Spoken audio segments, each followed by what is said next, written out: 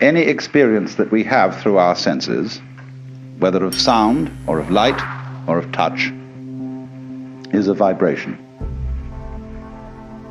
And a vibration has two aspects, one called on and the other called off. Vibration seems to be propagated in waves, and every wave system has crests and it has troughs. And so life is a system of now you see it, now you don't. And these two aspects always go together. For example, sound is not pure sound, it is a rapid alternation of sound and silence. And that's simply the way things are. Only you must remember that the crest and the trough of a wave are inseparable. Nobody ever saw crests without troughs or troughs without crests, just as you don't encounter in life people with fronts but no backs. Just as you don't encounter a coin that has heads but no tails. And although the heads and the tails, the fronts and the backs, the positives and the negatives are different, they're at the same time one.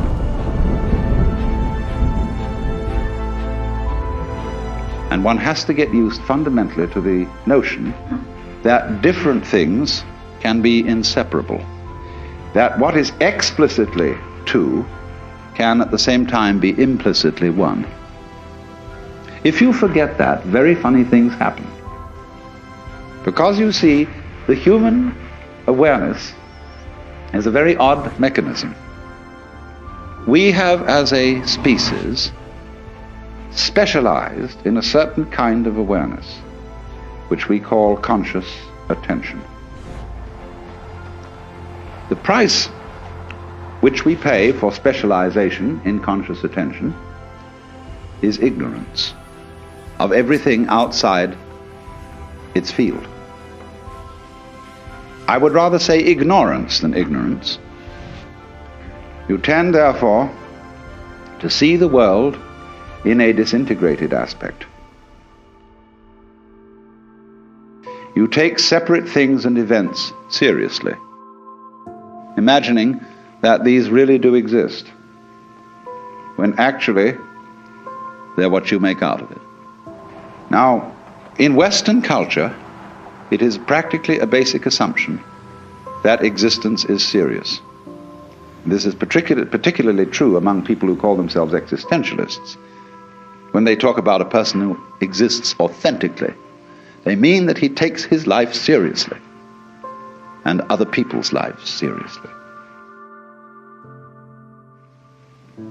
But the poet and essayist G.K. Chesterton once observed that the angels fly because they take themselves lightly.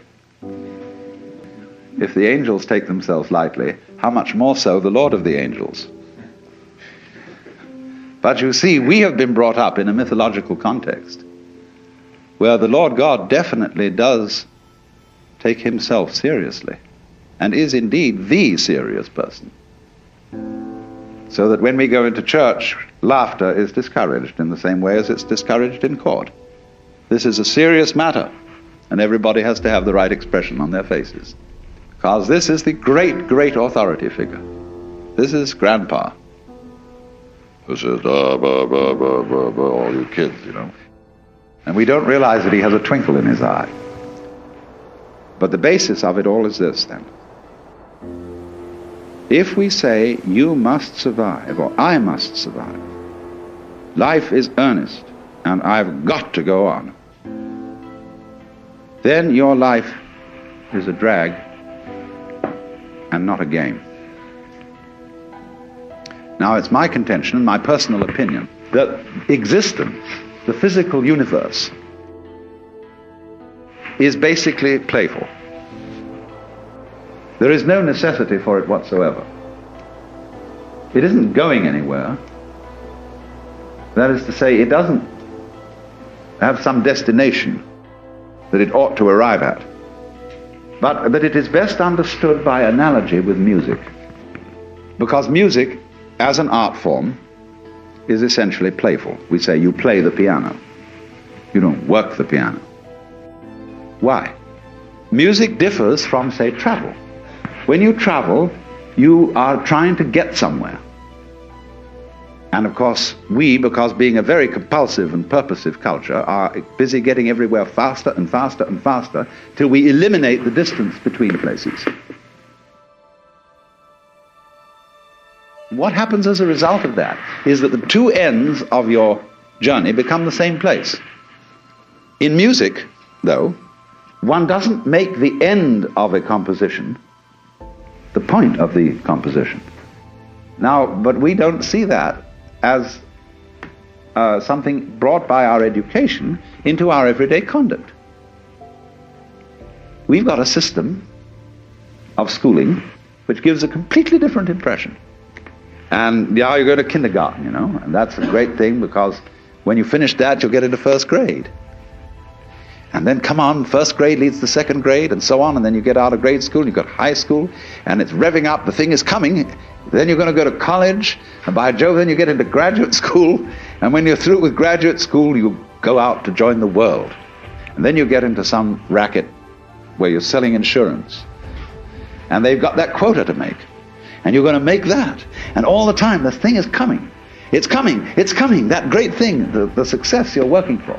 Then when you wake up one day about 40 years old, you say, my God, I've arrived. I'm there. And you don't feel very different from what you always felt. And there's a slight letdown because you feel there's a hoax.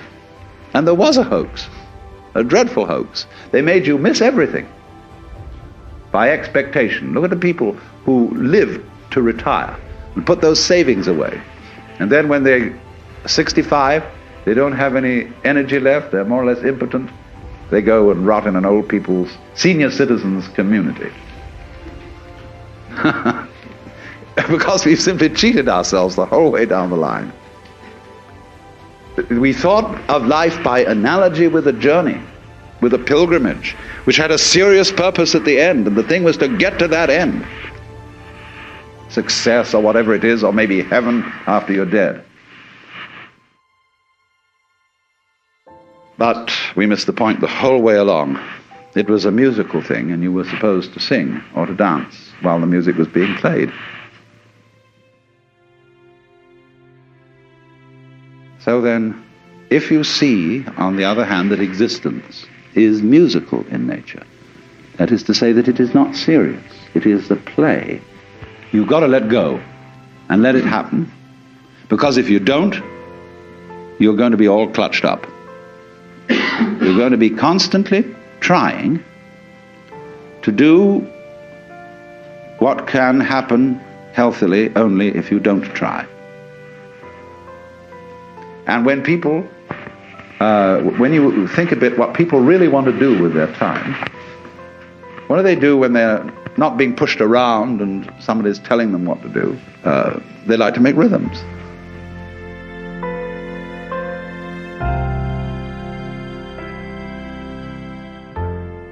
They listen to music, they dance, or they sing, or they do something of a rhythmic nature, playing cards, or bowling, or raising their elbows.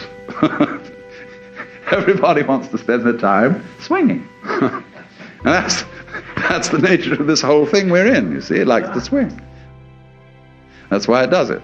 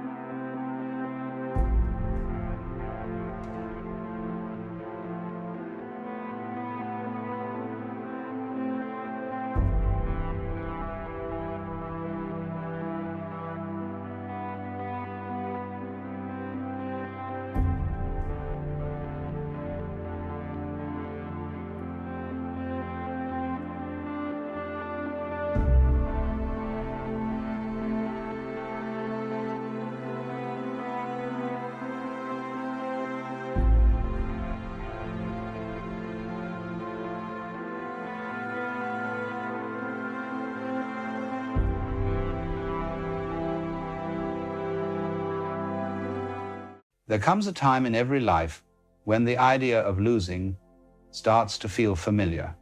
You've done everything right, or at least tried to. You've followed the rules, set your intentions, given your best. And yet, the world doesn't seem to reward your persistence. You reach for things and they slip away.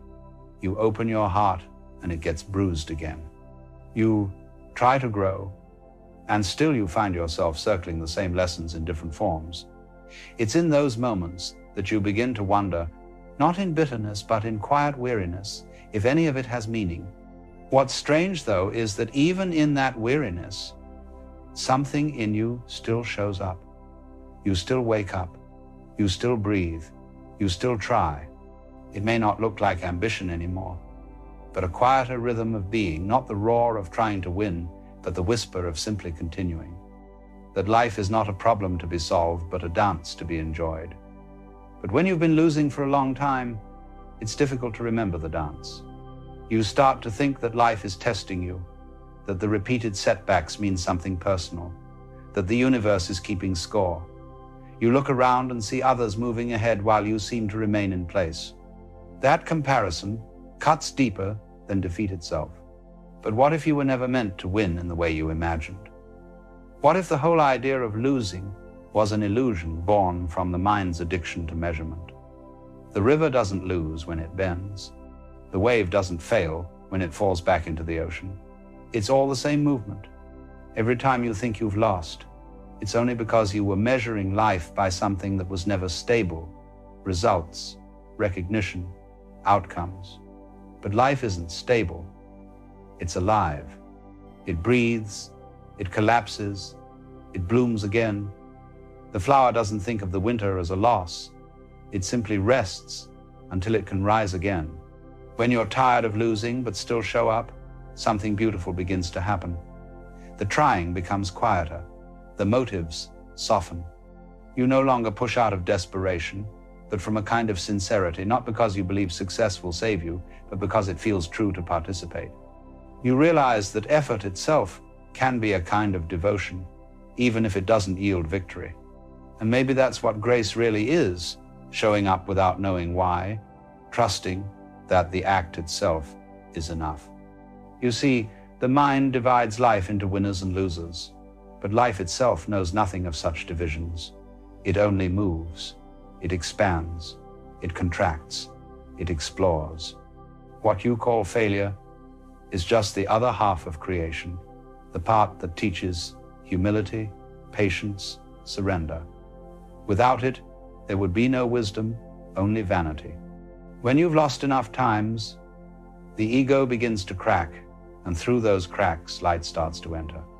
You begin to see that the purpose of the loss was not to punish you, but to soften you, to make you less certain that you were ever in control.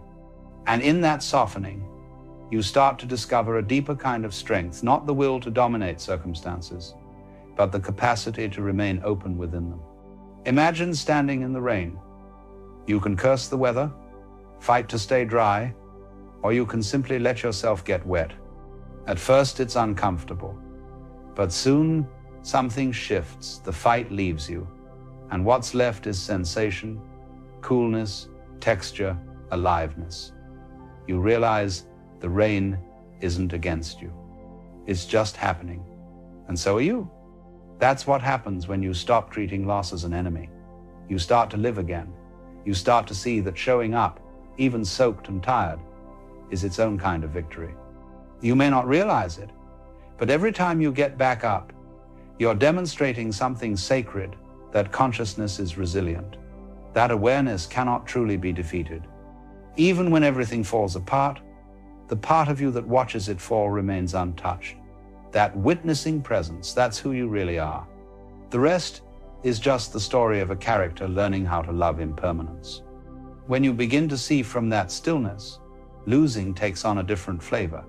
It's no longer humiliation, it's revelation.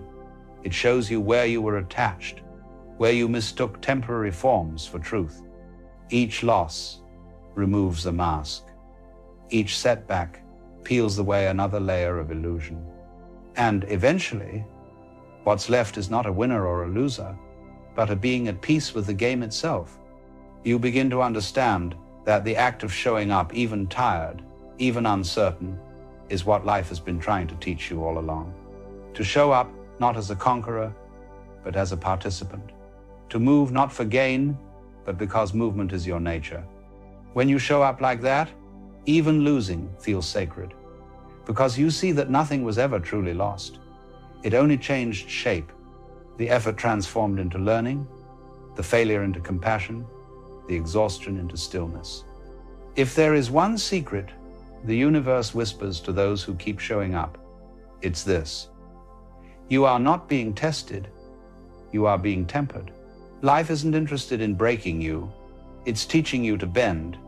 And so, every time you think you can't take another loss, another setback, another disappointment, notice that somehow you still do.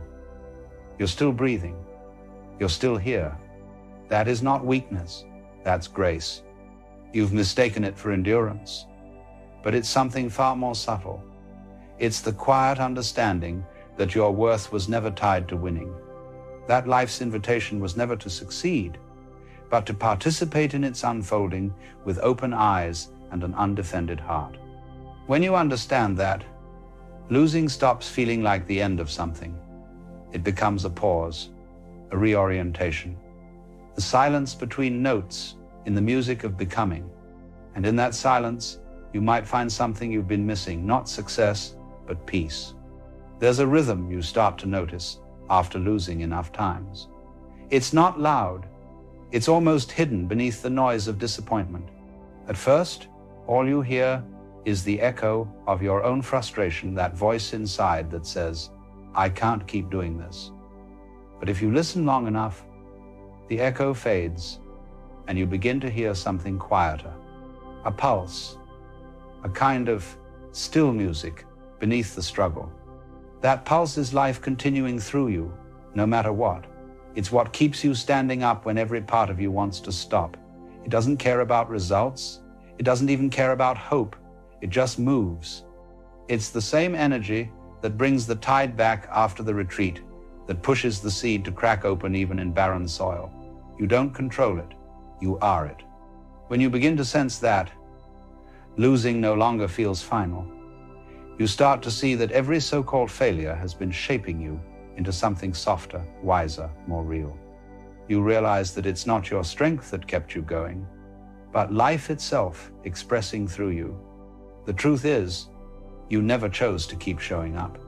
You were chosen by something deeper than will, the part of you that knows that even heartbreak is worth feeling if it means being alive. There's a certain beauty in that surrender. It's not dramatic. It doesn't shout or seek recognition. It's the quiet dignity of still showing up to life, even when no one is watching, when there's nothing to win, nothing to prove. You start to understand that perhaps showing up is all life ever asked for. The sun doesn't rise to win the sky. The waves don't move to impress the shore. They show up because that's their nature. And maybe that's your nature too, to move, to try, to feel, to fall, and to rise again. When you're tired of losing, the temptation is to stop caring, to withdraw your tenderness. But that's how the heart hardens. What life invites instead is a different kind of caring, not the effortful caring that drains you, but the open caring that flows without expectation. There is a form of strength that only comes when you stop defending against pain, the kind that no longer needs to be right or successful or admired. It's the strength that lives in vulnerability, the strength that says, even if I fall again, I will not close. That's what the universe recognizes, not your victories, but your willingness to stay open. Because openness, no matter how tired, is a kind of prayer. If you've been losing, it doesn't mean you're doing life wrong. It might mean you're finally doing it honestly. When pretense falls away, so does certainty, and what remains is the raw, unfiltered experience of being human. It's messy, it's painful, but it's real. And in that realness, you find something that winning could never give you: intimacy with existence itself. The people who seem to have everything often live on the surface of life. Those who have lost, who have been stripped bare, are the ones who touch its depth. They know how fragile joy is, how precious ordinary moments are. They've been to the bottom, and they know there's no treasure there except understanding. When you stop running from that understanding, a new kind of peace begins to bloom. It's not the peace of control or success, but the peace of being at home in your own imperfection. You start to smile at your mistakes. You begin to see the humor in your old seriousness. You realize that life was never mocking you, it was teaching you to laugh. You remember how children play. They lose constantly, and it never matters. They fall, they cry, they get up, and the game goes on. Somewhere along the line, you forgot that the game was meant to be played that way. The spiritual path, in truth, is a return to that innocence. It's not about transcending failure. It's about rediscovering the joy of participating. So when you wake up tomorrow and feel that familiar heaviness, that whisper that says, I can't keep doing this, remember that you don't need to do it in the same way. You can show up differently, softer, slower, without the armor. Show up not as a fighter, but as a witness. Show up not to conquer the day, but to meet it. There's no need to fix everything today or ever. The ocean doesn't fix the shore.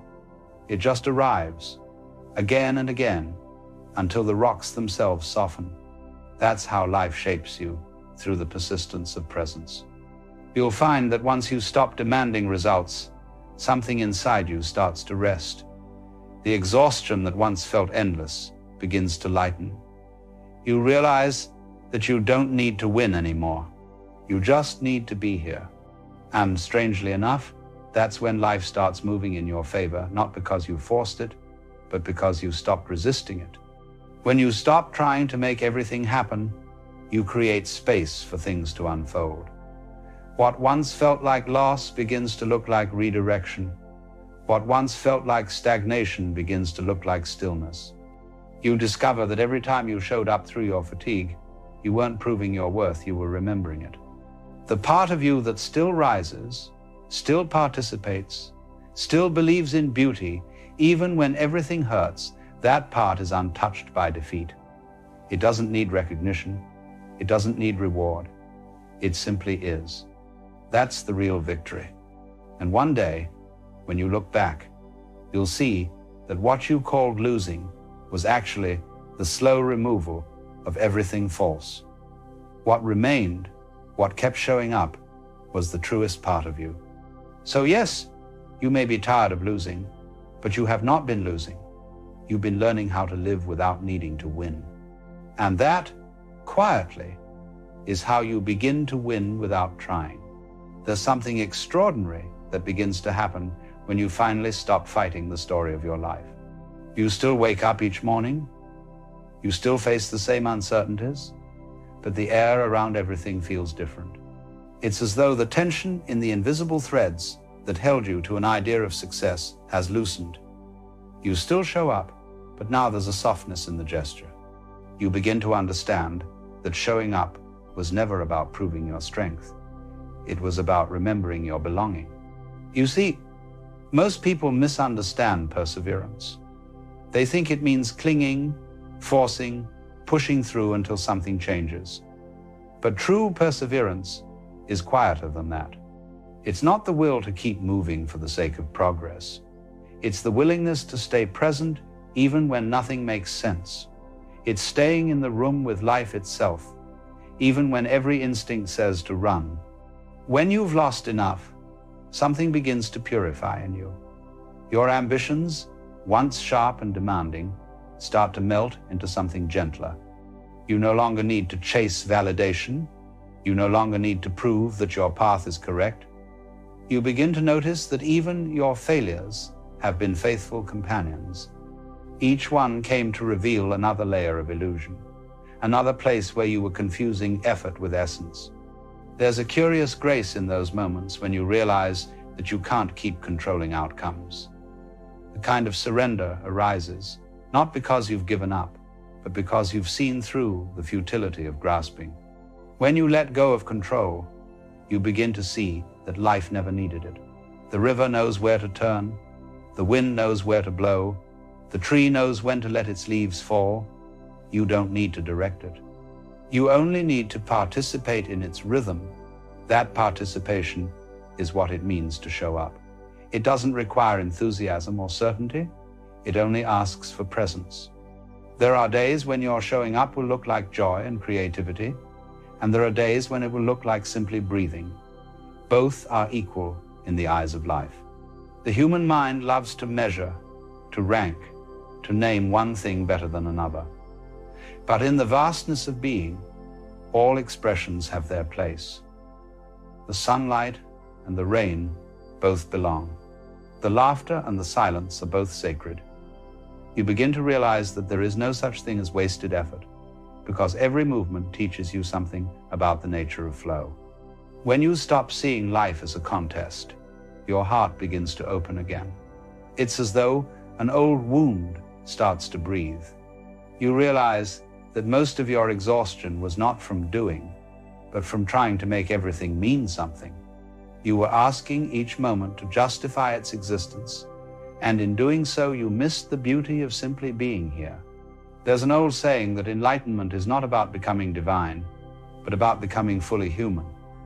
To feel deeply, to fall, to rise, to care, to let go, that's the real dance.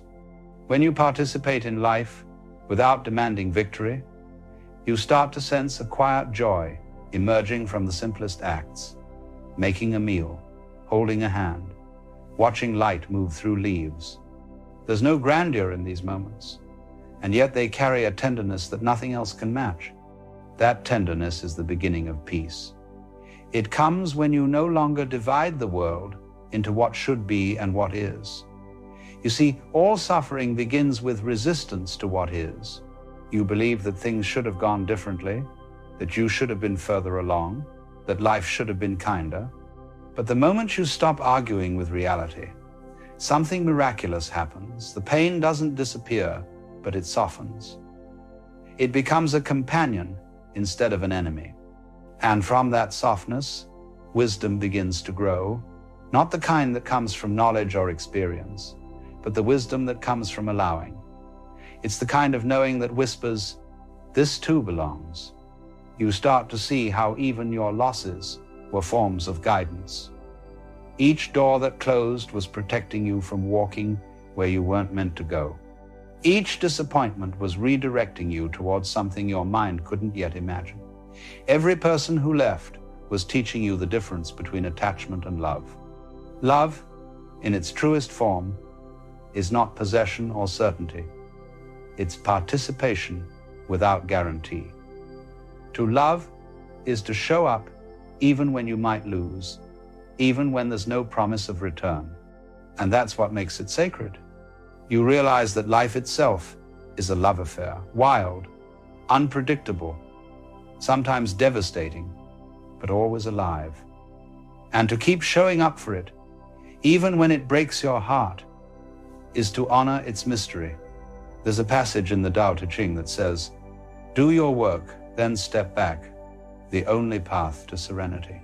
For years, that sounded to me like resignation.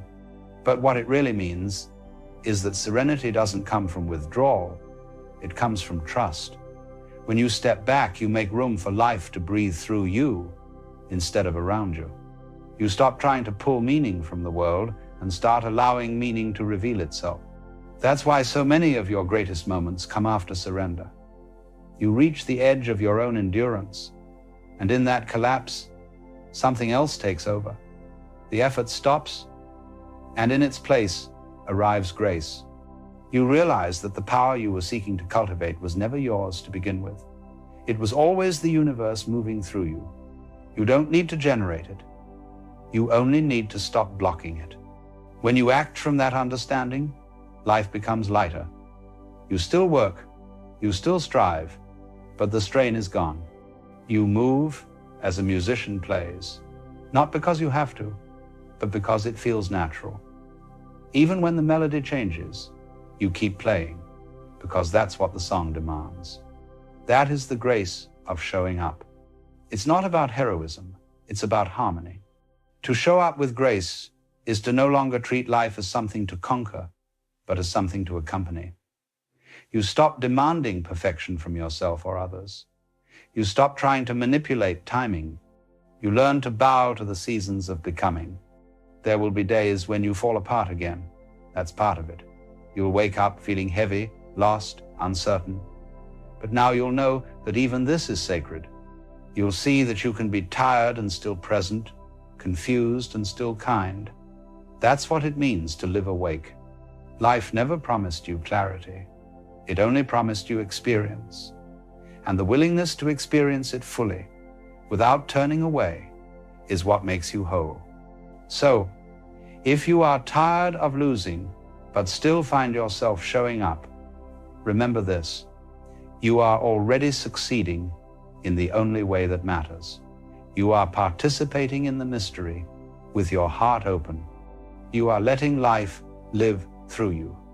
You may not see it, but every breath you take in that awareness ripples outward. Somewhere, someone else feels less alone because you kept showing up. Somewhere, the world softens because you chose to stay. And maybe that's what winning really is, not triumph over life, but union with it. You'll still fall. You'll still lose. You'll still forget. But you'll also remember, again and again, that it was never about being invincible. It was about being present. When the next moment of defeat comes, meet it gently. Don't analyze it. Don't rush to overcome it. Just breathe and say, "Ah, this too." Then step into the next moment, and the next, and the next.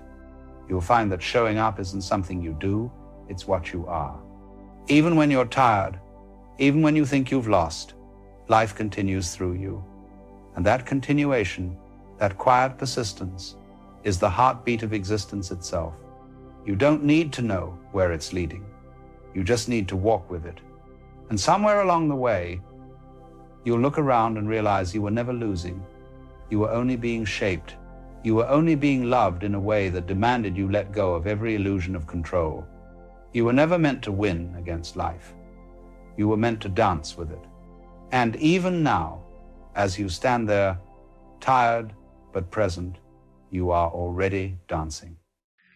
You see, there's something rather peculiar that happens when you begin to wake up.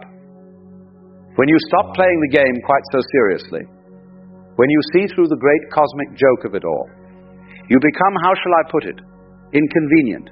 You become an irritation to those who are still fast asleep, still clutching desperately to their roles, their masks, their carefully constructed sense of who they think they are. It's not that you're trying to bother anyone. Quite the opposite. You're simply being. You're breathing. You're walking through life with a certain lightness, a certain freedom. But that very freedom, that very peace you carry, it disturbs something in others. It rattles their cages.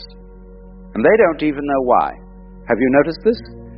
You walk into a room, perfectly calm, perfectly friendly, and someone looks at you as if you've just insulted their entire family. You haven't said a word. You haven't done anything wrong. But your very presence seems to set off some invisible alarm in their nervous system. What's happening here? Why does your peace make them so uncomfortable? Why does your refusal to play the social games cause such strange reactions?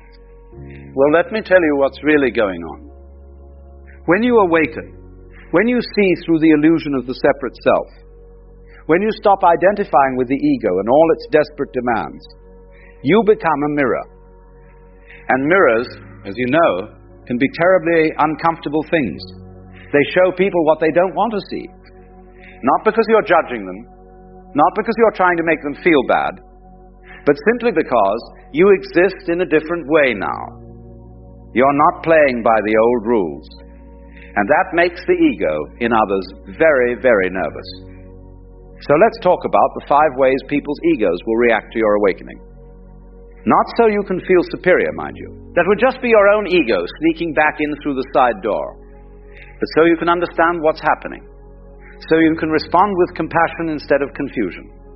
So you can continue to walk your path without being thrown off by these reactions. When you stop defending yourself, when you stop justifying your choices, when you simply say no without a paragraph of reasons, something strange happens. People get upset. They demand explanations. They want you to prove that you have a good reason for living the way you live. You see, the ego loves to judge.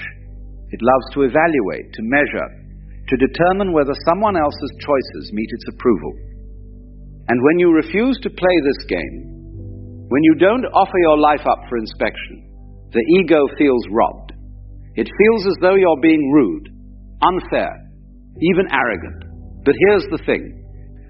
You don't owe anyone an explanation for your existence. You don't need permission to be. You don't have to justify your peace, your choices, your way of moving through the world. When you're asleep, you probably spent enormous amounts of energy trying to make others understand you, trying to prove that you were living correctly. But now you've seen through that trap. You've realized that no amount of explaining will satisfy the ego's hunger for control. So what happens? People get irritated. They accuse you of thinking you're better than them. They say you've become distant, cold, difficult to reach. But you haven't changed in the way they think. You simply stopped performing. You stopped auditioning for a role in their drama.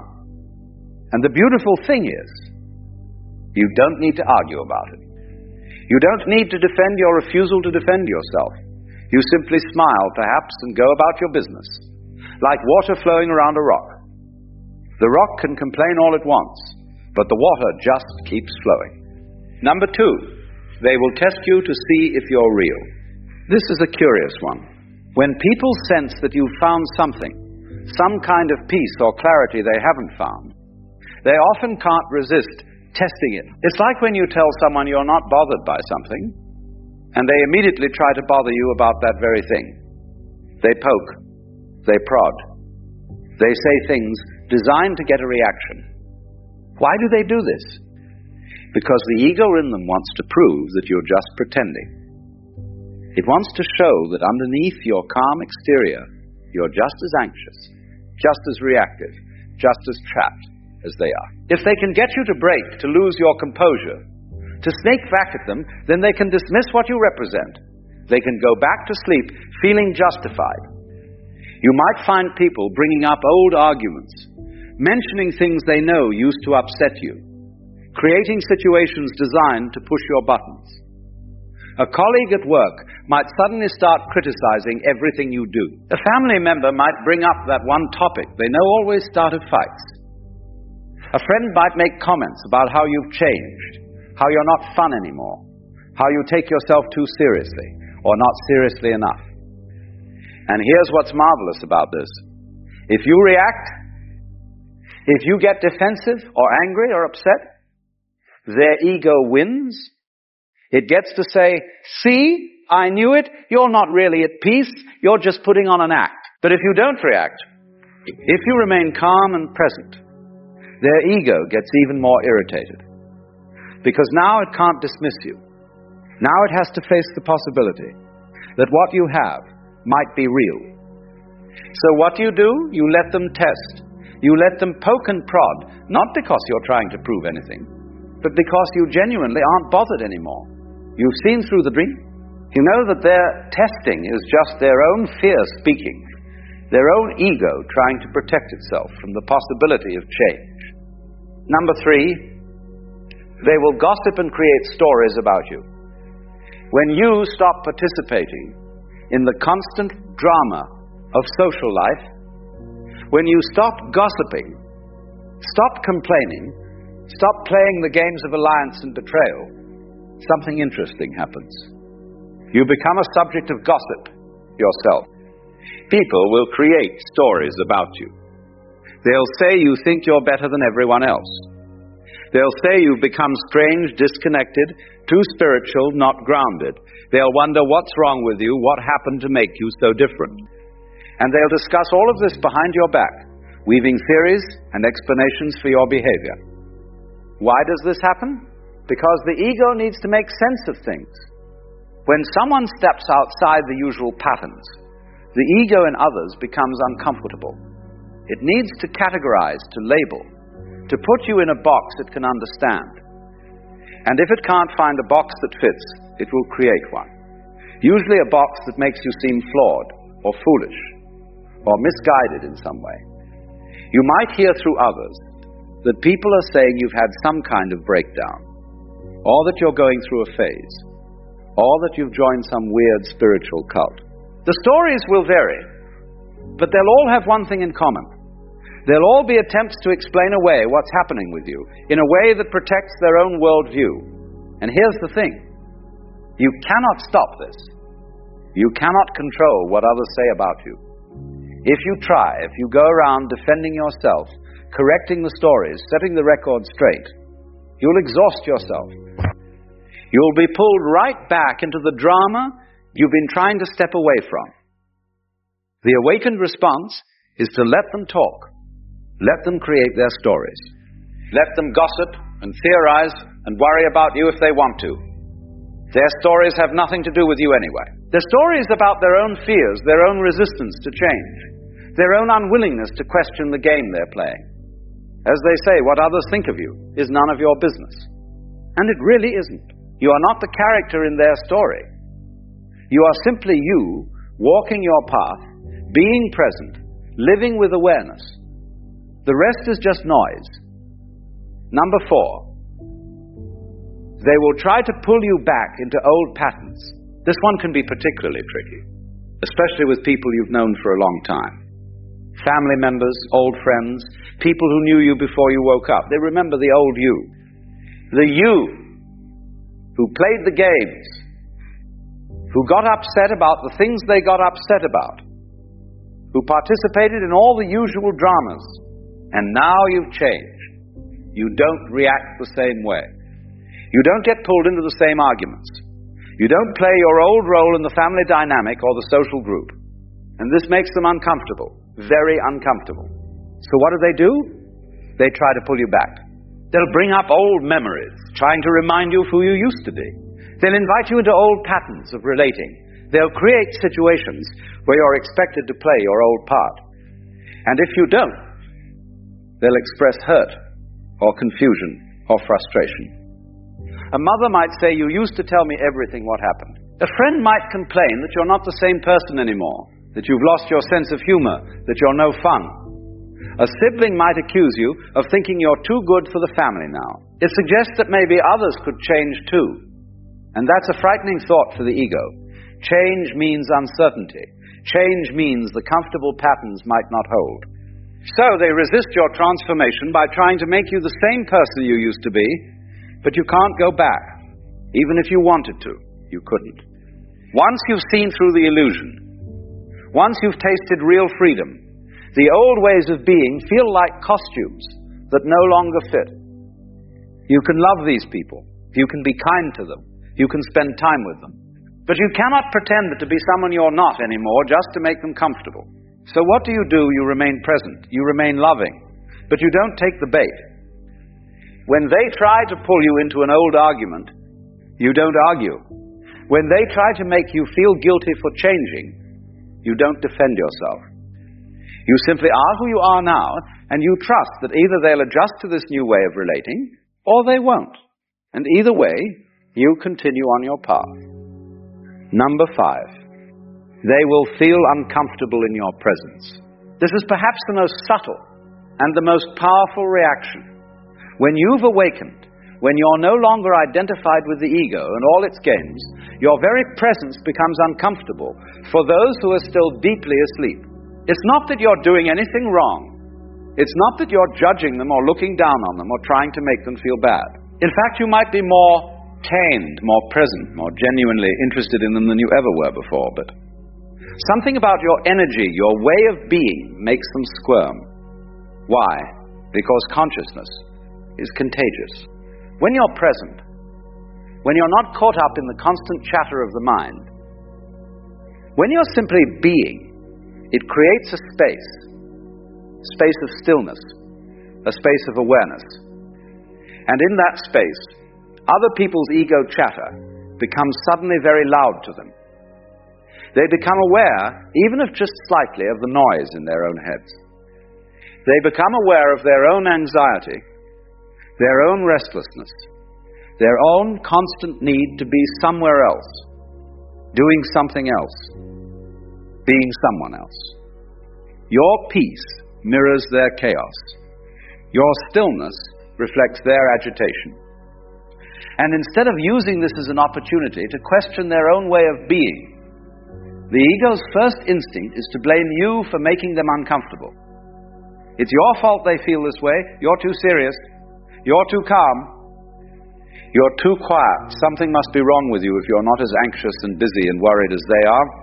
You might notice people don't want to sit with you in silence. They fill every gap with chatter. They ask you what you're thinking, what's wrong, why you're so quiet. They interpret your presence as judgment when it's simply presence. They project onto you their own discomfort with stillness, with silence, with simply being. And here's the beautiful paradox. The very thing that makes them uncomfortable, your awakened presence, is exactly what they need. Your stillness invites them to be still. Your peace offers them the possibility of peace. Your freedom shows them that freedom is possible. But the ego resists this invitation with everything it has, because accepting it means death to the ego. It means letting go of all the games, all the stories, all the desperate attempts to prove its existence. So some people will simply avoid you. They'll make excuses not to spend time with you. They'll drift away from your life. And that's okay. You cannot force anyone to wake up. You cannot drag them into awareness. All you can do is be who you are and trust that those who are ready will be drawn to what you represent. Others might accuse you of being judgmental, even though you're not judging them at all. They feel judged simply by being in the presence of someone who's not playing the game anymore. Your very existence questions their choices, even though you're not saying a word about their choices. This is projection. They judge themselves and then project that judgment onto you. The awakened response is compassion, because you remember what it was like to be asleep. You remember the constant anxiety, the need to defend yourself, the exhausting game of trying to be somebody. You remember how uncomfortable it was to be around anyone who seemed to have found something you were still desperately seeking. So you don't take their discomfort personally. You don't make it mean anything about you. You simply continue to be present, to be kind, to be available if they want to talk, or be silent together. Now here's what's important to understand about all 5 of these reactions. They are not about you. They're about the other person's relationship with their own ego. When you awaken, you become a mirror. And what people see in that mirror is not you, it's themselves. They see their own fears, their own resistance, their own attachment to the game they're playing. Some will look in the mirror and feel inspired. They'll want to know what you've found. They'll ask questions. They'll be curious about this peace you seem to carry. These are the ones who are ready, who are beginning to wake up themselves. They recognize in you something they've been looking for, even if they don't know what to call it yet. But others will look in the mirror and feel threatened, and they'll react in one or more of the ways we've discussed. They'll demand explanations, test you, gossip about you, try to pull you back, or simply feel uncomfortable around you. And all of this is just the ego's way of protecting itself from the possibility of change. The woman who glares at you in the grocery store is not really seeing you. She's seeing her own discomfort reflected back at her. The colleague who constantly criticizes you is not really responding to what you do. He's responding to what your way of being says about his way of being. The family member who accuses you of thinking you're better than everyone is not really talking about you. They're talking about their own insecurity, their own fear of change. Second, you remain compassionate, because you know that being asleep is suffering. You know what it's like to be trapped in the ego's games, to feel that constant low-grade anxiety, to always be defending yourself against some imagined threat. So when people react to you in these ways, you see it for what it is. Cry for help. A desperate attempt to maintain the only sense of self they know. Third, you don't dim your light to make others comfortable. This is crucial. You might be tempted, out of kindness, to go back to playing some of the old games, to pretend you're still asleep, just to fit in, just to avoid making waves. But this doesn't serve anyone. Your light, your awakened presence, is a gift to the world, even when it makes people uncomfortable, especially when it makes people uncomfortable, because that discomfort is the first step toward questioning, toward waking up. Fourth, you trust the process. You understand that awakening is not something you can give to anyone else. They have to find it themselves. Your job is not to wake anyone up. Your job is simply to be awake yourself. And in being awake, in living from that place of presence and peace, you offer a possibility. You show that another way is available. What others do with that possibility is up to them. And fifth, you keep your sense of humor about the whole thing. 'Cause really, isn't it rather funny? The great cosmic joke of it all. Here we are, consciousness pretending to be separate individuals, egos fighting with other egos, all of us forgetting that we're the same thing, looking at itself through different eyes. When you see this, when you really get the joke, you can't help but laugh. Not at others, but with them. Because we're all in this ridiculous play together. You see, the irritation people feel is not a problem to be solved. It's part of the process. It's part of how awakening spreads. One person wakes up, and their presence creates ripples. Some people surf those ripples toward their own awakening. Others resist them, build walls against them, pretend they don't feel them. But the ripples continue. The presence continues. The light continues to shine. And here's the final secret. The more you stop caring about these reactions, the more effective your presence becomes. When you're trying to prove something, trying to convince others, trying to make them see, you're still caught in the ego game. But when you simply are, when you live your life with presence and peace without any agenda, without any need for others to understand or approve, that's when the real magic happens. Because then you're not playing the game at all. You're not trying to win. You're not defending yourself. You're not even trying to wake anyone up. You're just being. And being is the most powerful thing in the world. Being is what the ego cannot withstand.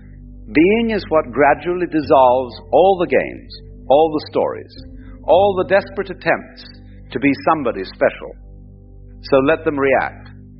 Let them demand explanations. Let them test you. Let them gossip. Let them try to pull you back. Let them feel uncomfortable. It's all part of the dance. It's all part of the play. And you just keep being present, aware, free. You walk through the world like water through rocks, like wind through trees, like light through darkness. Not forcing anything, not resisting anything. Simply flowing, simply being. And in that simple being, you offer the most powerful teaching of all. The teaching that has no words. The teaching that cannot be explained. The teaching that irritates every ego it encounters because it shows, without saying a word, that the emperor has no clothes. That the game we're all playing is just a game. That underneath all the roles and masks and stories, there is simply this. This presence, this awareness, this being. And that, my friends, is quite enough. You see, one of the curious things about human beings is that we live in the middle of a conversation without realizing it. Life is speaking all the time, whispering in gestures, in pauses, in little accidents of timing. But most of us are so busy chattering inside our own heads that we hardly hear a word.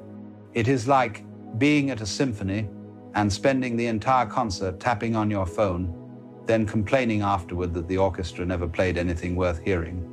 The music was there all along, but you were elsewhere. The universe is forever hinting, pointing, nudging. It does not usually shout, for shouting would defeat the purpose.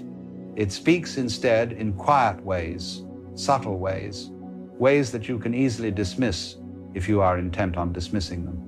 And yet, those who learn to notice, those who learn to listen, begin to see that nothing is ever random. Every detail is a sign, if only you have the eyes to see and the ears to hear.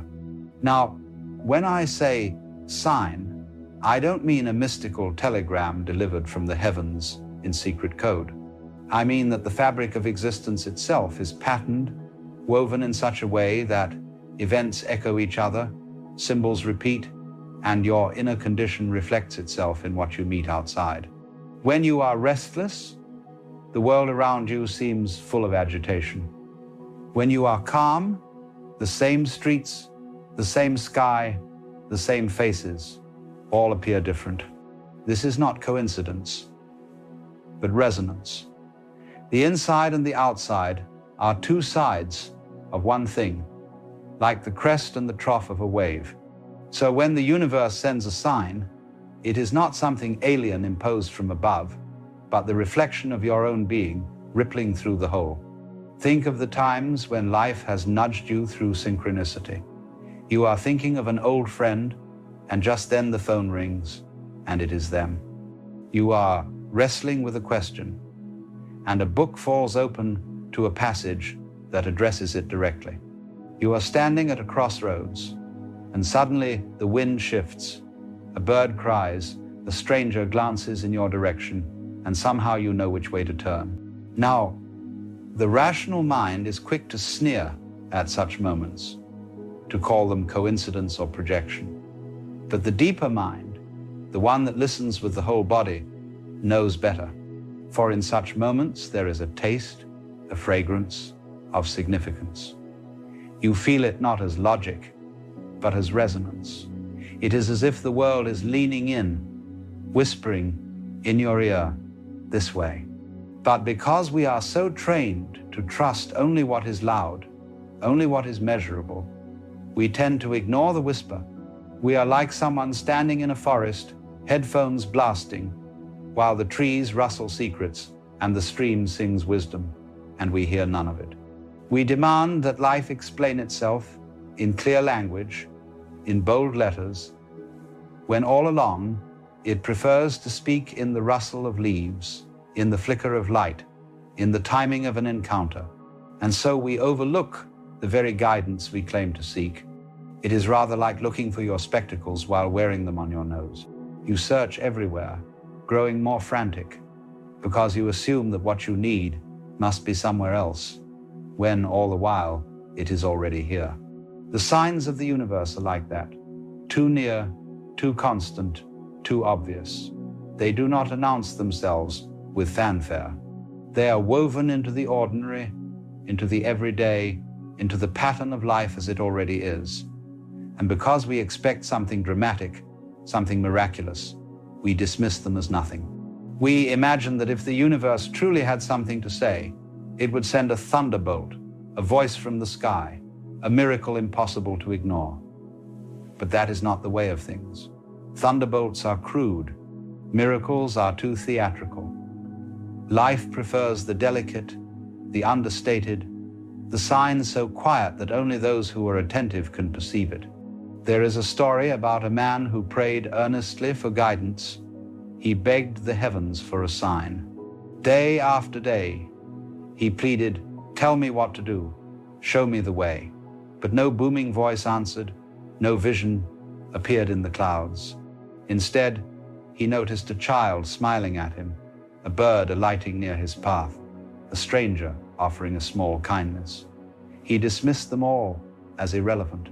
Only later did he realize those were the answers. They were subtle, but they were real.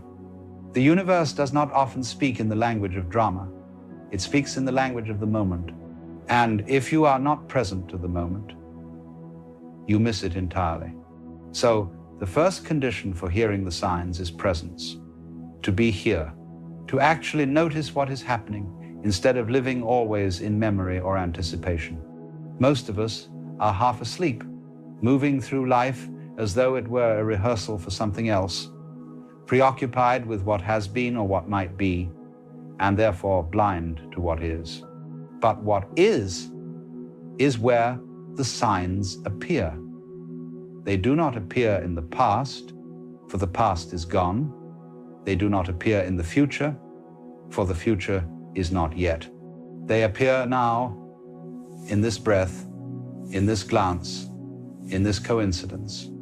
To notice them, you must wake up to now. But waking up is not a matter of effort, of straining your eyes to see or cocking your ears to hear.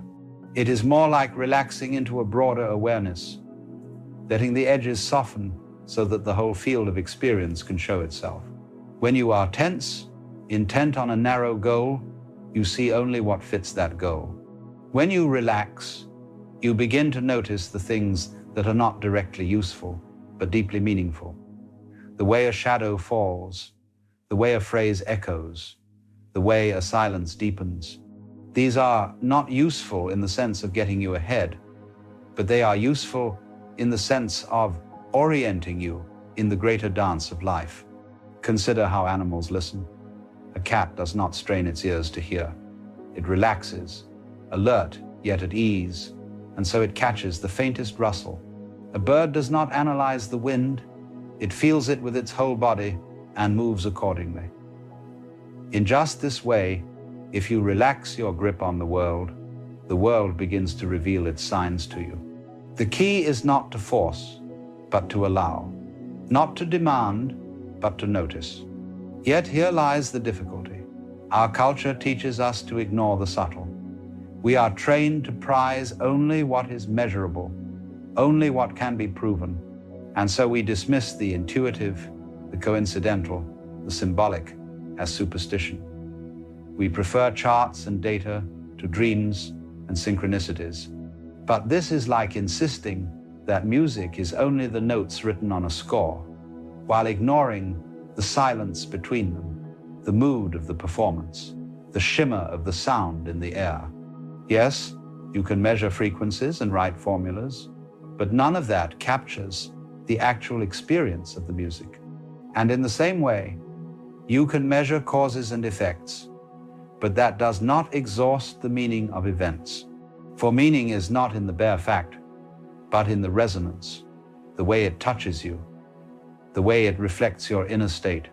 Think of déjà vu, those moments when you feel you have lived something before. Rationally, you dismiss it as a trick of memory, but experientially, it carries a weight, a charge, as though some deeper pattern were briefly revealed. That charge, that significance, is itself the sign. It need not be explained, only noticed. Or think of the way numbers sometimes repeat in your life, the clock always catching your eye at the same hour, the same digits appearing in unexpected places.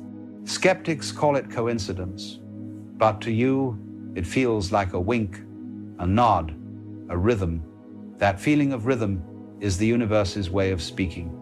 But because we demand explanations, we miss the poetry. We want to pin everything down, to know exactly what a sign means. Yet signs do not usually come with a dictionary. They are more like metaphors, open, suggestive, pointing, rather than declaring. A dream does not hand you a definition. It hands you an image, and that image works on you from within.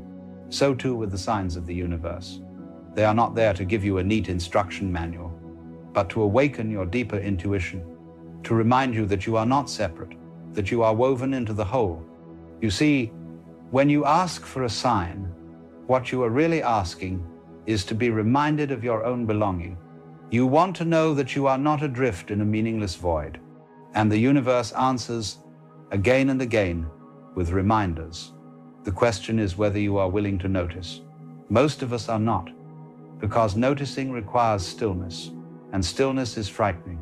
In stillness, all the noise dies down, and we are left face to face with ourselves.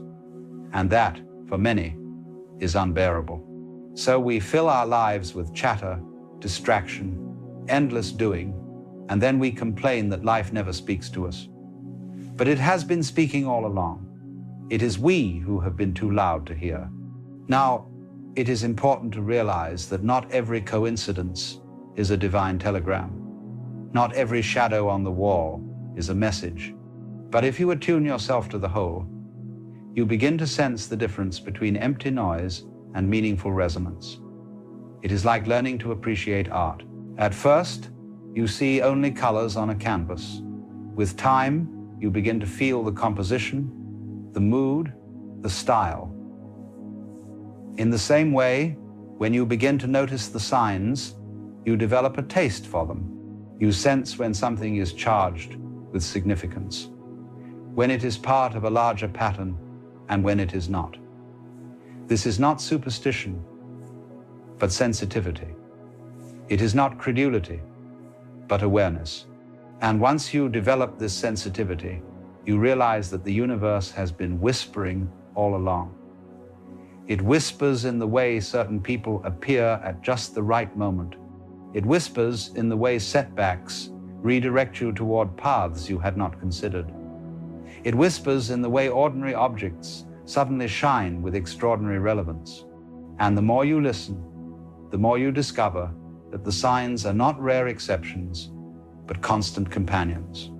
Life is a language, and everything in it is a word. The trick is to stop insisting that it speak only in grammar you already understand.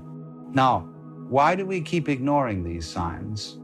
In part because we are afraid of what they might demand. To acknowledge that the universe speaks is to acknowledge that we are not the sole authors of our lives. It is to admit that we are participants in a greater pattern, not masters standing outside it. And that can be unsettling, for it means surrendering the illusion of control. So it is easier to dismiss the signs, to say, "Oh, that was nothing," than to face the possibility that life itself is alive, responsive, intimate. For if life is speaking, then you must learn to listen, and listening requires humility. It requires setting aside your certainties, your insistence on being right, and opening to mystery. And mystery, though beautiful, is uncomfortable. Yet to ignore the signs is to cut yourself off from half of life. It is like refusing to listen to music because you cannot measure its meaning with a ruler. You reduce yourself to a world of noise, stripped of poetry, stripped of resonance.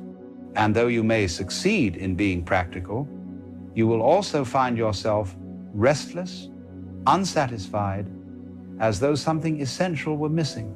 That something is the recognition that life is not just happening to you, but with you. That you are not merely a spectator, but a participant in a dialogue as old as time. So, the first great discovery is simply this: the universe is always sending signs. They are not grandiose, they are not theatrical, but they are everywhere. The question is whether you are willing to notice, to slow down, to open your senses, and to let the whispers in. And the tragedy is that most people, most of the time, do not. They keep ignoring, dismissing, explaining away, and so they live in a world stripped of magic, not because magic is absent, but because they have closed their eyes to it. It is a peculiar irony that what we ignore most easily is often what we most deeply need. We chase after dramatic revelations, great truths announced with trumpets, and yet overlook the quiet intimations that life is giving us moment by moment. But to live in harmony with existence is not to demand grand signs. It is to become sensitive to the subtle, to recognize that the whisper is more faithful than the shout. And so, when we begin to awaken from our habitual blindness, the question arises, how do we learn again to listen? How do we train ourselves not to keep missing the signals that are already present?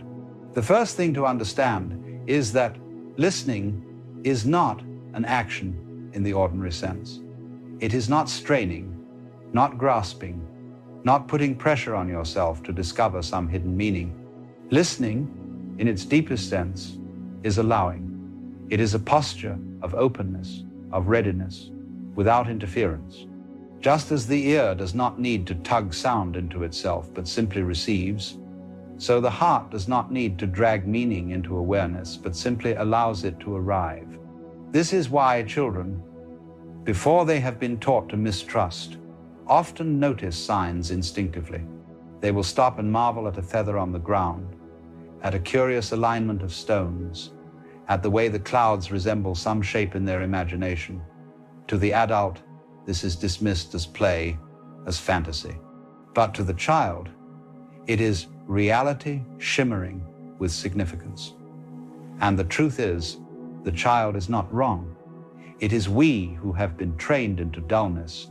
So, to rediscover the signs, we must in some way rediscover that childlike gaze, not childish in its naivety, but childlike in its receptivity, its willingness to be astonished by the ordinary.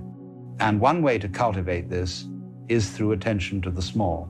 You see, we imagine that wisdom is always found in the grand, in the vast, in the exalted, but the subtle is the gateway. If you attend to the small, the larger reveals itself. Watch the way a candle flame flickers in the draught, and you begin to feel the entire movement of the air in the room. Listen to the pattern of footsteps on the street, and you hear the rhythm of human life passing. Notice the breath entering and leaving your own lungs, and you sense the great exchange of atmosphere that binds all creatures together. To notice such things is not trivial. It is the beginning of reverence, and reverence is the beginning of listening. Now, when you cultivate this awareness, you will inevitably begin to notice patterns that seem to follow you, symbols that repeat, coincidences that gather like constellations. Do not rush to label them, to demand their meaning. Simply notice. Let them accumulate as stars accumulate in the night sky until a pattern begins to reveal itself naturally. If you grasp too soon, you will force a meaning that may not be true. But if you allow, the pattern will speak in its own time.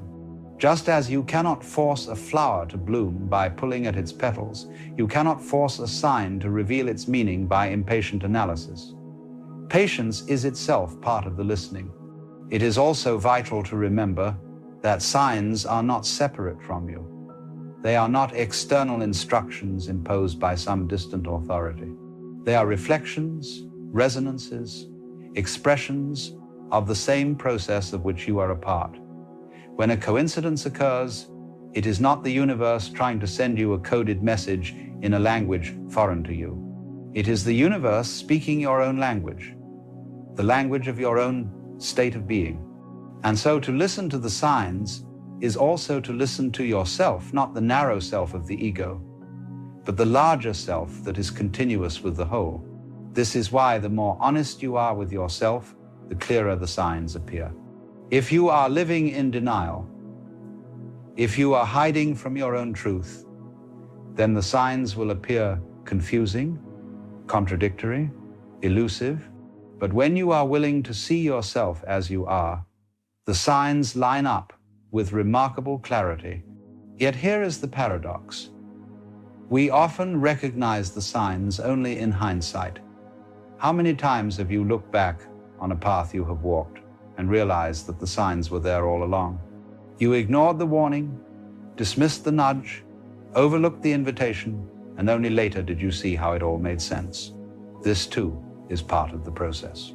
For sometimes the sign must be ignored in order to teach you the cost of ignoring. Sometimes the lesson is not in the guidance itself, but in the missing of it. Life does not punish you for failing to see, it teaches you through the very failure. And so, even the overlooking of signs is itself a sign, a teacher in disguise. There is no outside of the conversation. Even your deafness is part of the dialogue. But when you begin to live with awareness, something extraordinary happens. You find that guidance becomes constant. You are no longer waiting for rare moments of synchronicity. The whole of life becomes synchronicity. The line between ordinary and extraordinary dissolves. The way a stranger glances at you on the train, the way a song lyric drifts through a cafe, the way the wind shifts just as you are pondering a choice, all of these begin to weave together into a tapestry. And in that tapestry, you feel held, guided, accompanied.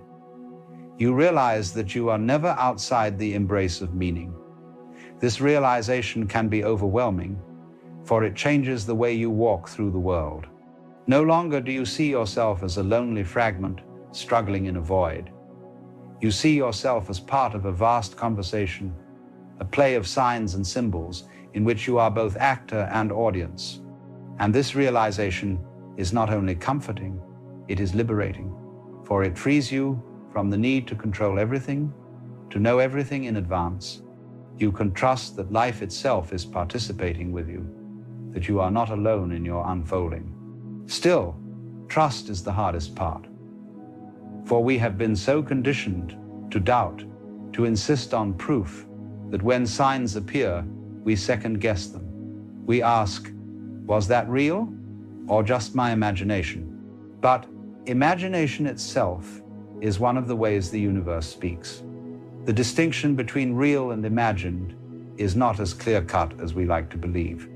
Dreams, intuitions, images that arise spontaneously, these are not to be dismissed. They are part of the same field of consciousness in which events occur. If you insist that only the physical counts, you cut yourself off from half of reality. But if you allow imagination to speak alongside events, you discover a richer, more layered conversation. The dream you had last night, the coincidence that met you this morning, the feeling in your body as you walked into a room together, they form a chorus. And that chorus is the voice of the universe as it moves through you. So learning to listen is not about looking for signs in some remote, mystical realm. It is about learning to live so fully present that you cannot help but notice the signs that are already here. It is about softening the boundaries between inside and outside, so that what happens in your heart and what happens in the world are seen as one movement. It is about letting go of the demand for certainty and allowing meaning to reveal itself in its own time. Above all, it is about trust. Trust that life is not indifferent, but intimate, not meaningless, but meaningful, not silent, but endlessly speaking. And here, perhaps, is the deepest lesson. The universe does not send signs because it wants you to follow some rigid path, some pre-written script. It sends signs because it delights in dancing with you. Life is not a test you must pass, but a conversation you are invited to join. The signs are not commands, they are invitations. They do not say, you must do this, but come this way, see what happens. And you are free to decline. You are free to ignore. You are free even to rebel. Yet whatever you choose, life will keep speaking. If you turn left when the sign suggested right, life will not abandon you. It will simply meet you on the left, and new signs will appear. For the conversation never ends. The universe does not demand obedience. It invites participation. And that, you see, is far more beautiful, for it means you are not a puppet on a string, but a partner in a dance. The signs are the steps, the rhythms, the gestures that guide you, but you are free to improvise, to play, to discover. And in that improvisation, life itself is enriched.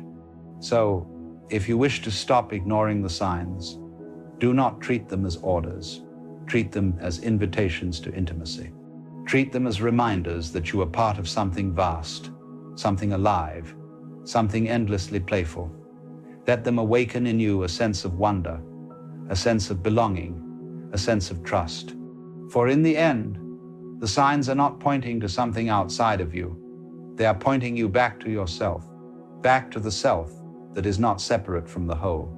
They are reminding you that you are already home. You know, I've been asked countless times by people who've had what they call a spiritual awakening, why do I feel so unmotivated? Why does nothing seem to matter anymore? I used to be ambitious. I used to want things. I used to have goals and dreams. and now nothing. And they say this with a kind of concern, as if something has gone terribly wrong. As if the awakening itself was a mistake, a cosmic error that needs to be corrected. But let me tell you something that might surprise you. What you're experiencing isn't a problem at all. It's actually the most natural thing in the world. You see, what we call motivation in the ordinary sense is really just a sophisticated form of running away. It's escape. When you were motivated before, what were you really motivated by? Fear. Fear of not being enough. Fear of death. Fear of meaninglessness. Fear of being nobody. Going nowhere. Amounting to nothing. Think about it carefully. All that striving, all that ambition, all those goals you set for yourself, they were all based on a fundamental assumption. The assumption that you were insufficient as you are, that you needed to become something other than what you are, that life needed to be fixed, improved, gotten somewhere with. You were operating under the illusion that you were a separate individual who needed to make their mark on the world, who needed to justify their existence, who needed to prove their worth. But then something happened. You woke up, and in that awakening, you saw through the game. You realized, perhaps suddenly, or perhaps gradually, that the whole thing was a magnificent hoax. Not a malicious hoax, mind you, but a cosmic game of hide and seek. You discovered that you are not, in fact, a separate fragment of consciousness locked inside a bag of skin, desperately trying to survive in a hostile universe. You realized that you are the universe itself, playing at being you. Now, when this realization dawns, even partially, what happens to all those motivations you had before? They collapse. They have to collapse because they were built on sand. They were built on a false premise, the premise of separation, of lack, of incompleteness. And once you see that the premise is false, the entire structure that was built upon it becomes, well, rather absurd, doesn't it? Imagine you're watching a movie and you're completely absorbed in it. The hero is in danger and you're on the edge of your seat, heart pounding, palms sweating. You're motivated to see him escape, to see him triumph. But then someone turns on the lights and you suddenly remember, oh yes, it's just a movie. It's just actors on a screen. Nobody is actually in danger. Now, can you return to that same level of motivation? Can you care as intensely as you did before? Of course not. You've seen through it. This is what has happened to you. You've had the lights turned on, so to speak, and now you're sitting there wondering why you can't get back into the movie. Why you can't summon the same intensity of concern and ambition you once had. And my question to you is, why would you want to? You see, there's a common misunderstanding about spiritual awakening. People think it's supposed to make you into some kind of super person, more successful, more motivated, more capable. They think enlightenment means you'll be better at the game of life. But that's not what awakening is about at all. Awakening means seeing that life isn't a game you need to win. It's a dance you're invited to participate in, or not, as you choose. Let me put it another way. Before awakening, you were like someone who believed they needed to make waves in the ocean. You were splashing about frantically, trying to create the biggest splash, trying to make your mark on the water. But after awakening, you realize you are the ocean. The waves are already happening. They don't need your anxiety to propel them forward. They move by themselves, naturally, effortlessly. This is what the Taoists call Wu Wei, action without action, or effortless doing. It's not that you become passive or lazy. Rather, you stop forcing things. You stop pushing the river. You allow life to flow through you rather than constantly trying to manipulate it to your advantage. Now, here's where it gets interesting. You see, motivation, as we commonly understand it, is tied up with desire, and desire is tied up with the feeling of lack. You desire what you don't have. You're motivated to pursue what you believe will complete you, fulfill you, make you whole. But awakening reveals that you're already whole. You're already complete. There's nothing lacking, nothing that needs to be added to you to make you acceptable or worthwhile. This realization can be profoundly destabilizing because your entire life up until this point has been organized around the pursuit of fulfillment. Your career, your relationships, your hobbies, your ambitions, all of it was geared toward filling what you perceived as a fundamental emptiness inside yourself. And now, suddenly, you realize there is no emptiness to fill. Or rather, the emptiness itself is fullness. The void is plenum. So naturally, you feel unmotivated. All your previous motivations were attempts to escape from yourself, to become something other than what you are. But now that you've glimpsed your true nature, that particular game loses its appeal. It's like trying to convince someone who's discovered they're already a millionaire to keep working desperately for pennies. Why would they? What would be the point? But, and this is crucial, this doesn't mean you do nothing. It doesn't mean you lie in bed all day staring at the ceiling. What it means is that your actions are no longer driven by fear and lack. They arise spontaneously, naturally, from your being, rather than from your desperate doing. Think of a tree. Is a tree motivated to grow? Does it have goals and ambitions? Does it wake up in the morning and set intentions for how many leaves it's going to produce that day? Of course not. It simply grows. It's its nature to grow. And in the same way, when you're no longer blocked by the false sense of being a separate ego that needs to constantly justify its existence, you simply do what's natural to you. Not because you should, not because it will get you somewhere, but because it's an expression of what you are. This is the great paradox that so many people stumble over.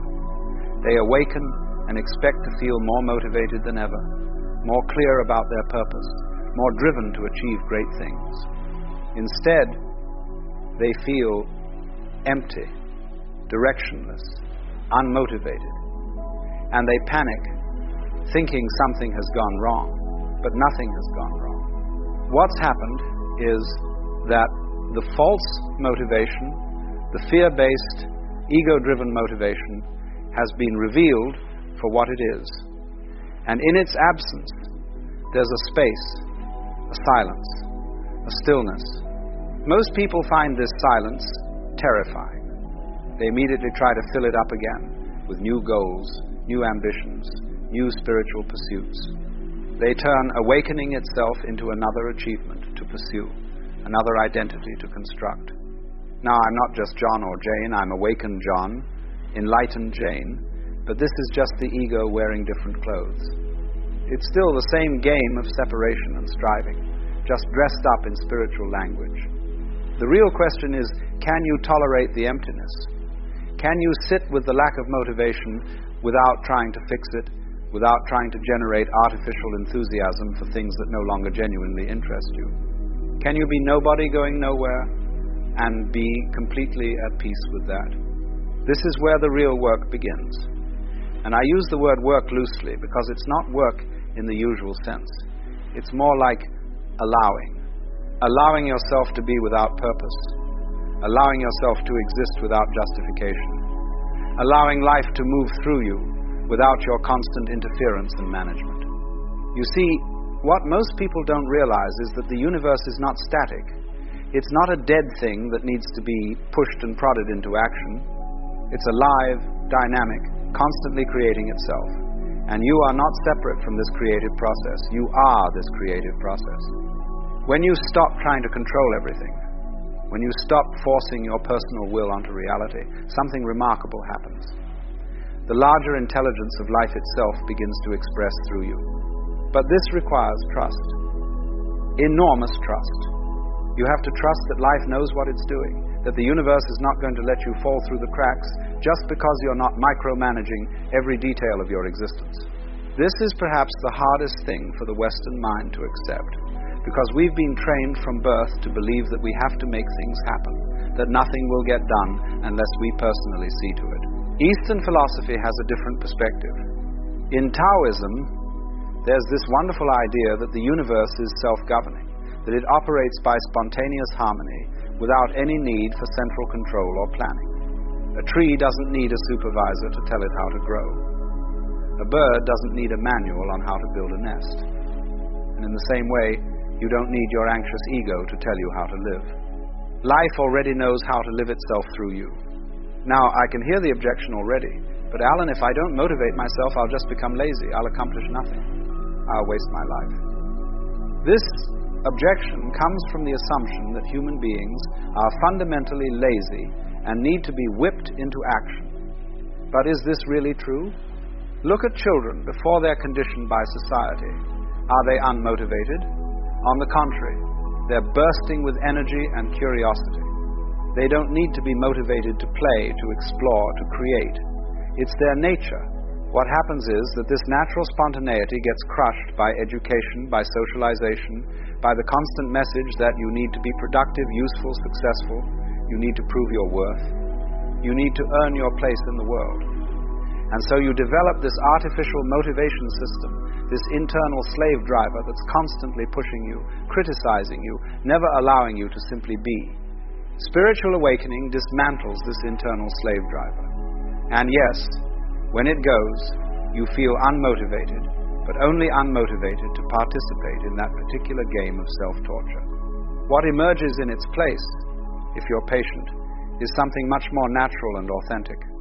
Not the frantic energy of someone running away from their fear of death and meaninglessness, but the calm, steady energy of someone who's at home in themselves, who's at peace with existence.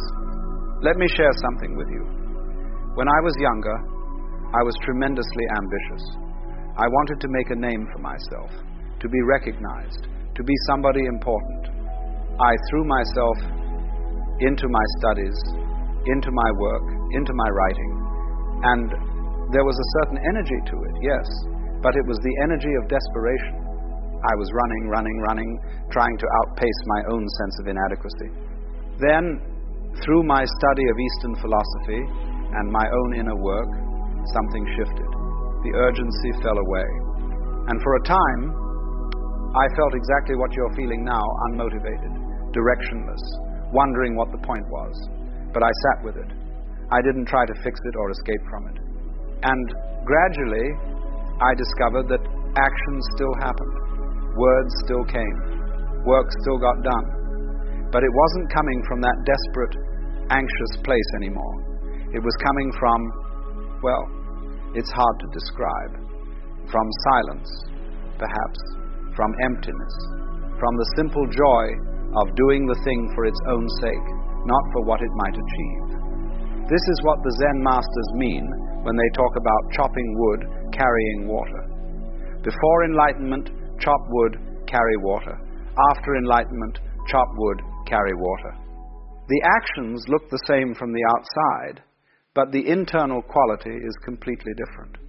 Before awakening, you chop wood because you should, because it needs to be done, because you're trying to be a good person or achieve some goal. After awakening, you chop wood because you're chopping wood. That's all. No hidden agenda, no ulterior motive, just the pure act itself. And here's the beautiful thing. When you act from this place of spontaneous naturalness rather than forced motivation, your actions tend to be much more effective. They're not confused by all the psychological baggage, all the fear and desire and anxiety. They're clean, direct, appropriate to the situation. It's like the difference between muddy water and clear water. Both are water, but one allows you to see clearly, and the other doesn't. So what do you do with this lack of motivation you're experiencing? Nothing. You do nothing with it. You let it be. You stop trying to fix yourself, to improve yourself, to motivate yourself. You allow this phase to unfold in its own time. Because what's really happening is that you're being reorganized at a fundamental level. The old software is being uninstalled, so to speak, and new software is being written. But this process can't be rushed. It has its own timing, its own rhythm. In the meantime, be gentle with yourself. Don't compare yourself to who you were before, or to who you think you should be. Don't try to force yourself back into old patterns that no longer fit. Instead, be curious. Observe what's happening without judgment. Notice what naturally attracts your attention, what makes you feel alive, what makes you laugh or wonder or feel deeply. You might find that your interests have completely changed. Things that once seemed tremendously important might now seem trivial, and things you never paid attention to before might suddenly captivate you. This is natural. You're not the same person you were before awakening. You can't expect to want the same things or be motivated by the same goals. There's a wonderful story from the Zen tradition about a master who, after his enlightenment, was asked what he did. He said, "When I'm hungry, I eat. When I'm tired, I sleep." His questioner was puzzled. "But doesn't everyone do that?" The master replied, "No. When most people eat, they're thinking about 1,000 other things. When they sleep, they're worrying about tomorrow. But when I eat, I just eat. When I sleep, I just sleep. This is the quality of life that emerges after the false motivation falls away. Not a life of high achievement or constant productivity, necessarily, but a life of presence, of wholeness, of being fully here for whatever is happening right now. And paradoxically, this often leads to a kind of productivity that far exceeds what forced motivation ever achieved, because it's not scattered and conflicted. It's unified, focused, natural, but whether it leads to great productivity or not is beside the point. The point is that you're no longer living from a place of lack and fear. You're living from a place of sufficiency and peace. And from that place, whatever unfolds is exactly what needs to unfold. So don't worry about your lack of motivation. Don't try to whip yourself back into shape. Don't feel guilty for not having goals and ambitions. Instead, rest in the recognition that brought you to this point in the first place.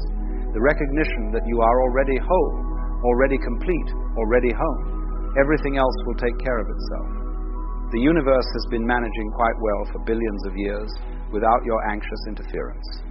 It will continue to manage, and you are not separate from that management. You are how the universe is managing things right here, right now, in this particular location. Trust that. Trust yourself. Trust life. And in that trust, you might just discover most of us live under an unspoken law: always be available. It begins early. A child is taught to answer immediately when his name is called. At school, an absent response is punished. In the workplace, we are told to keep our phones nearby, our inboxes open, our minds alert, just in case someone needs us. Availability is rewarded, praised, demanded, and so we grow into adults who confuse availability with goodness. We believe that saying yes makes us virtuous, that answering quickly makes us reliable, that bending ourselves for others makes us lovable. But in truth, constant availability is a kind of prison. A man who is always available to others becomes unavailable to himself. He is present everywhere and yet nowhere.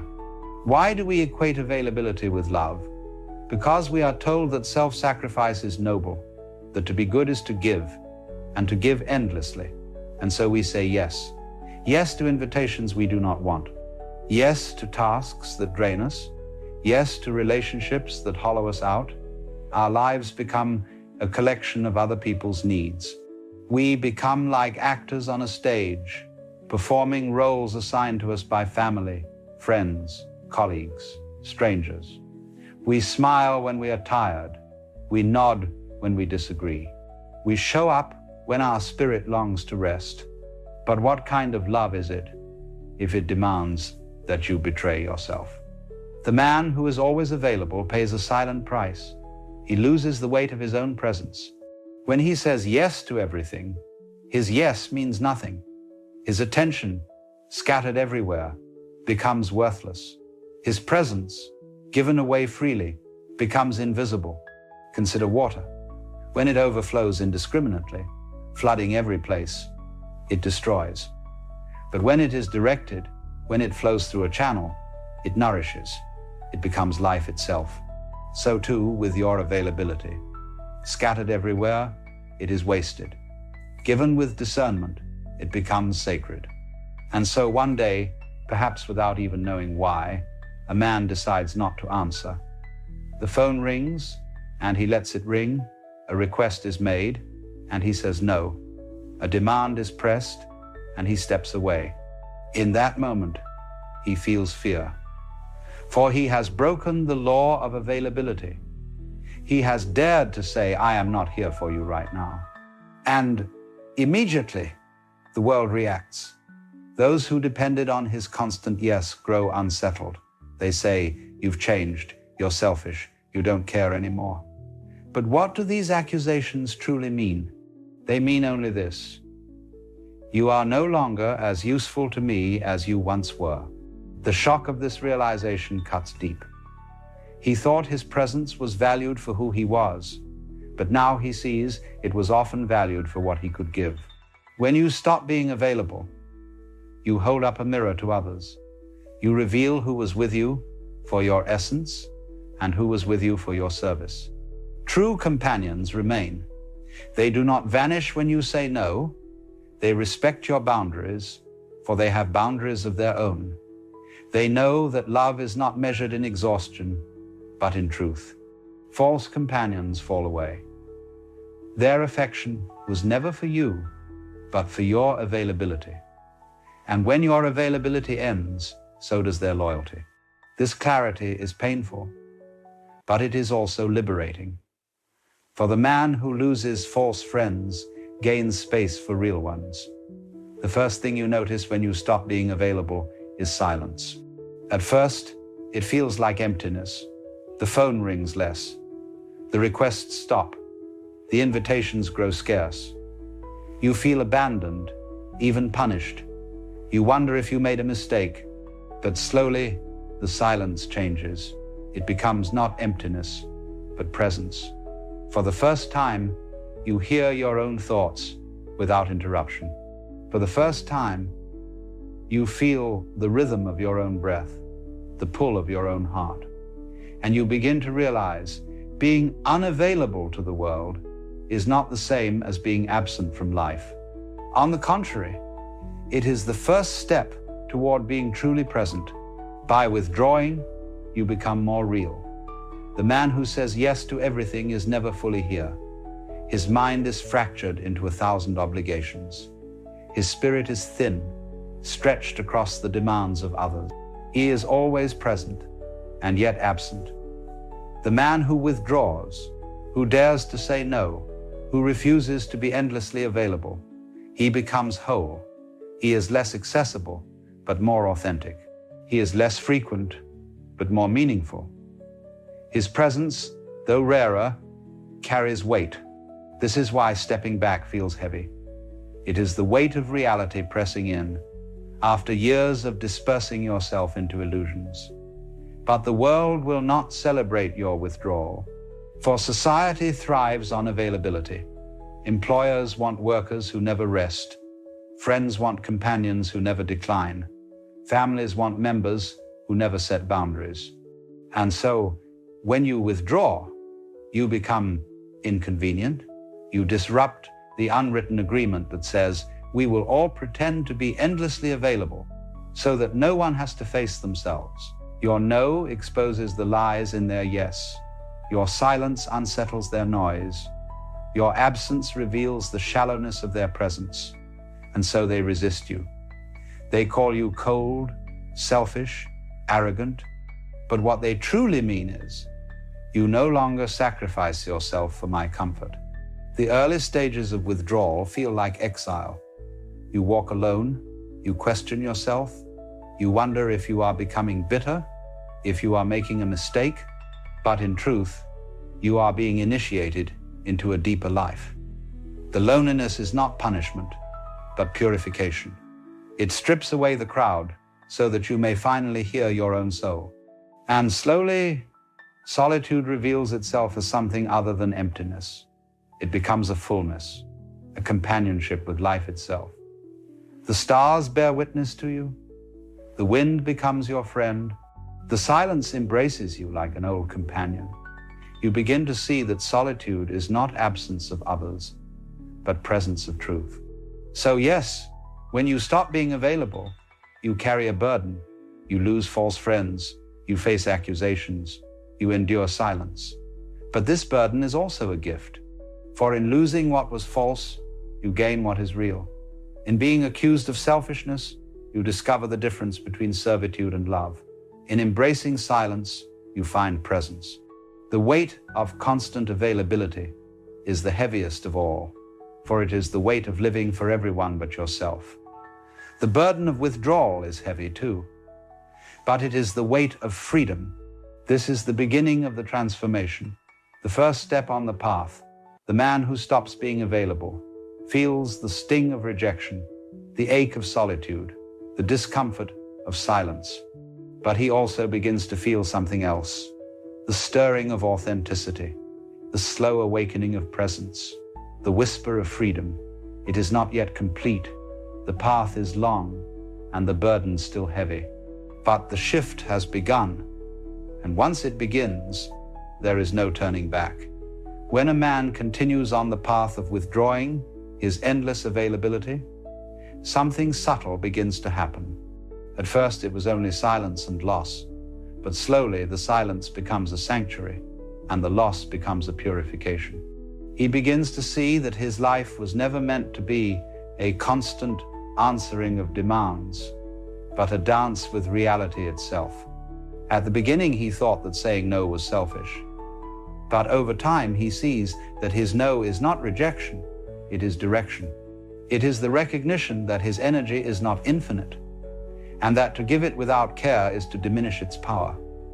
By saying no, he is not closing the door on others, he is opening the door to authenticity. And this shift changes everything. When he speaks now, his words carry weight, for they are not spoken out of obligation. When he shows up, his presence is felt more deeply, for it is not scattered across 100 places. His time is no longer an automatic offering, but a deliberate gift. The strange paradox is that by being less available, he becomes more present. Those who still walk with him notice this. They may not always like it, but they feel the difference. When he is there, he is truly there. When he listens, it is with the fullness of his being. When he gives, it is without resentment. And this, he realizes, is what love actually is, not the endless performance of availability, but the offering of one's whole self in truth. There is a certain peace that arises when you stop scattering yourself. You discover that you are no longer running, no longer rushing to keep up with the demands of everyone else's timetable. You learn that time itself begins to feel different when you are not filling it with obligations. Moments stretch, breaths deepen, the pace of life softens. You are no longer carried away by the current of endless yes. You begin to walk at the rhythm of your own soul. This is when the world around you changes. Some people will fade, unable to handle your boundaries. They will complain, accuse, distance themselves. And yet, you notice that others arrive. New companions who respect your space, who are not offended by your no, but grateful for your authenticity. Relationships built on illusion end, but relationships built on truth are born. In these relationships, you find freedom. You do not need to perform. You do not need to exhaust yourself to prove loyalty. You can disappear for a time, and they will not hold it against you. For they too have understood that love is not measured in constant availability, but in honest presence. Withdrawal also awakens a deeper awareness of life itself. When you are no longer always on call, you begin to hear the quieter voices of existence. The rustle of leaves becomes a conversation. The flow of a river becomes a teaching. The stars above you are no longer background decoration, but companions on the path. You realize that by becoming unavailable to the endless noise, you have become available to the eternal song. The irony is almost comic. All those years, you thought you were being good by being available, but in reality, you were absent from the one thing that truly matters, the mystery of being alive. In saying no to the world, you have said yes to life. And this yes cannot be faked. It carries a different vibration. People may not understand why they are drawn to you now, but they feel it. Your presence, no longer cheapened by endless accessibility, has become rare and therefore precious.